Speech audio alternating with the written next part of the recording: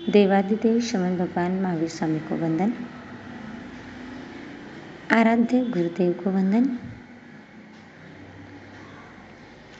आचारंग सूत्र का वर्णन प्रारंभ किया जा रहा है। आचारंग सूत्र। आचारंग का मतलब ही आचार का एक अंग होता है। आचार का अंग, इसका अभिप्राय है पार्ट ऑफ एक्टिविटी। हमारे जीवन की हर एक्टिविटी यदि सम्यक हो तो वह आचारंग बन जाती है। इसीलिए यदि कोई भी हमारी एक्टिविटी रॉन्ग हो तो उसे सम्यक करने के लिए ही इस आगम को प्रारंभ किया गया है। क्योंकि बहुत बार ऐसा होता है, जो हमारे मन में होता है वही बाहर आ जाता है। हम वही एक्टिविटी कर पाते हैं जो हमारे भीतर में हो। जबरदस्ती करना तो वह एक अभिनय हो जाता है। इसलिए कभी भी व्यक्ति उसी तरह से जीता है या अधिकतर ऐसे ही जीना पसंद करता है जैसे उसके मन में होता है, और जैसे उसके मन में होता है वैसे ही वो जीना, वही आचार कहलाता है। हमारे भीतर के भाव जितने सुंदर और पवित्र होते जाते हैं उतने ही हमारे आचार में परिवर्तन दिखाई देता है। एक अभवी जीव की बात अलग है, लेकिन भव्य जीवों के लिए तो यह निश्चित है, जो वह चिंतन करता है वही वह बाहर आ जाता है और वही उसका आचार बन जाता है।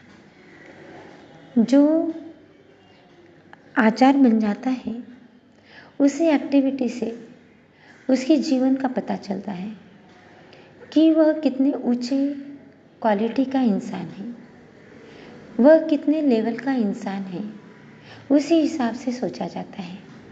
इसीलिए आचार अंक का अपने आप में बहुत महत्वपूर्ण है। इसीलिए यह सूत्र अपने आप में महत्वपूर्ण है।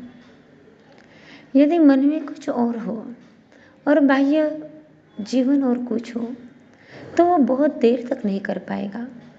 वह वही एक्टिविटी बहुत देर तक कर पाएगा जो उसके भीतर में है, और वही बाहर आ जाता है। हम उदाहरण के माध्यम से देख सकते हैं कि प्रसन्नचंद्र राजर्षि बहुत देर तक मन के मन में युद्ध कर रहे थे। भाव युद्ध चल रहा था और बाहर में लोग देख रहे थे कि वह तो ध्यान में है।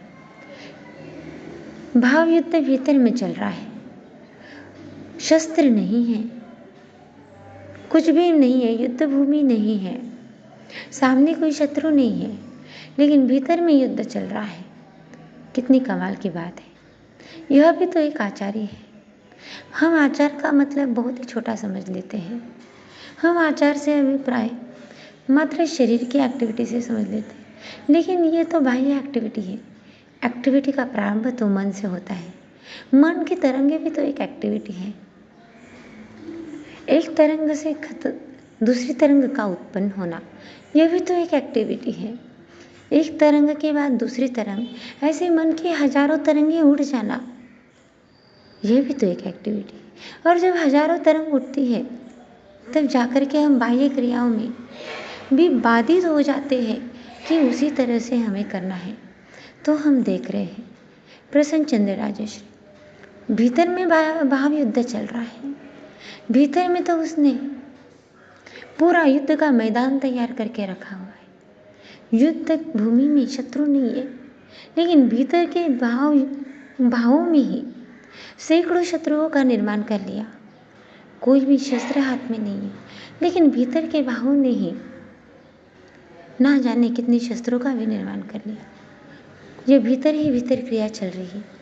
क्या यह एक्टिविटी नहीं है? यह भी एक एक्टिविटी है। लेकिन मन की तरंग की एक्टिविटी, यहाँ तक तो वह स्वयं ही स्वयं को जान सकता है। लेकिन बाहर की एक्टिविटी से हम उसके जीवन के निर्माण के बारे में सोच सकते हैं। लेकिन जिस समय में भीतर की एक्टिविटी बहुत अधिक तेज गति से बढ़ती है, वेगों के रूप में बढ़ती है, तो वो धीरे धीरे बाहर आने शुरू हो जाती है। और वही हुआ प्रसन्नचंद्र राजर्षि के साथ में। भले ही वो बाहर से तो ध्यान में खड़े थे, लेकिन जैसे ही भीतर में पूरी युद्ध भूमि तैयार हो गई, लड़ना भी शुरू हो गया, एक एक शत्रु को खत्म करना भी शुरू हो गया, और फिर धीरे धीरे डायरेक्टली बाहर आ गए, एकदम अचानक बाहर आ गए। अब देखने वाले तो सोच रहे हैं कि अरे अचानक हाथ सिर में कैसे गया, लेकिन वो अचानक नहीं गया। एक्चुअल अंदर में बहुत देर से एक्टिविटी प्रारंभ थी। तो कभी भी ऐसा मत सोचना कि बाहर की एक्टिविटी देख करके हम जीवन के किसी व्यक्ति की क्वालिटी का पता नहीं कर सकते।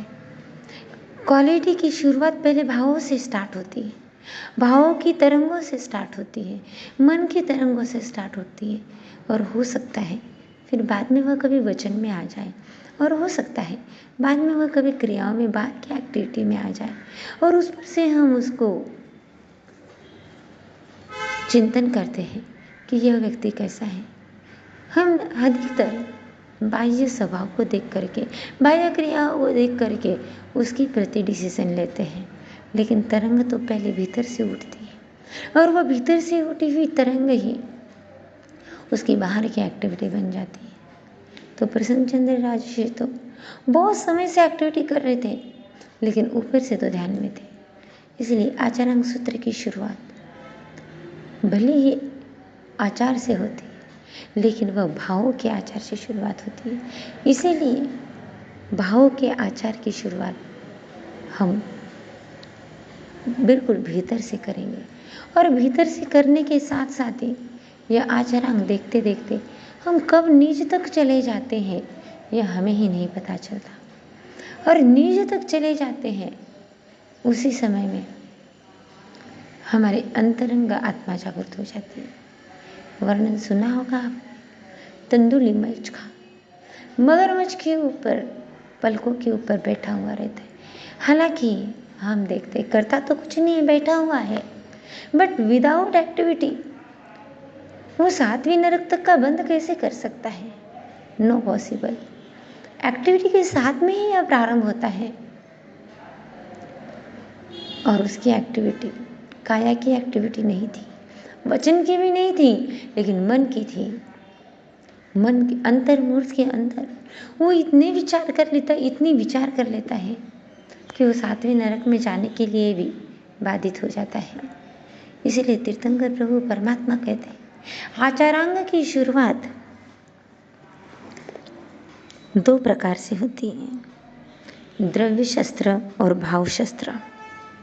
भावों को भी शस्त्र कहा गया है, और द्रव्य शस्त्र तो हम सबको पता ही है, बाहर के उपकरण जो शस्त्र के रूप में उपयोग होते होंगे वह द्रव्य शस्त्र है। लेकिन उससे भी ज़्यादा भाव शस्त्र को अधिक महत्व दिया जाता है, और भाव शस्त्र से ही जीवन की शुरुआत होती है। इसीलिए हमारे भाव ही कहीं हमारे जीवन के लिए ही शस्त्र का काम तो नहीं कर गए। जरा स्वयं को ही मुड़ करके देखिए, हमारे भाव शस्त्र का भी कारण बन सकता है, और हमारे भाव ही शास्त्र का भी कारण बन सकते हैं। यदि शास्त्र बन गए तो हमारे भाव ही भावश्रुत बन जाते हैं, और भावश्रुत बन करके हम स्वयं भीतर में आनंद में डूब जाते हैं। इसलिए बाहर की एक्टिविटी की चिंता मत करिए, पहले भीतर में देखिए कि मैं कैसे भावों से युक्त हूँ। कहीं मेरे ही भाव मेरे लिए शस्त्र तो नहीं बन रहे हैं। किसी के प्रति ईर्ष्या जाग रही है, किसी के प्रति विभाव के भाव आ रहे हैं, द्वेष के भाव आ रहे हैं, वह मनस्य के भाव आ रहे। क्या यही हमारे भाव हमारे लिए ही शस्त्र तो नहीं बन गए, और हमारे लिए शस्त्र बन करके ये मेरी ही आत्मा के लिए पराजय का कारण तो नहीं बन रहे हैं? जरा स्वयं को मुड़ करके देखिए इन्हीं मंगल भावों के साथ में आचारंग के आगे की कड़ी के लिए ज़रूर ज़रूर सुनते रहिएगा। ओम शांति।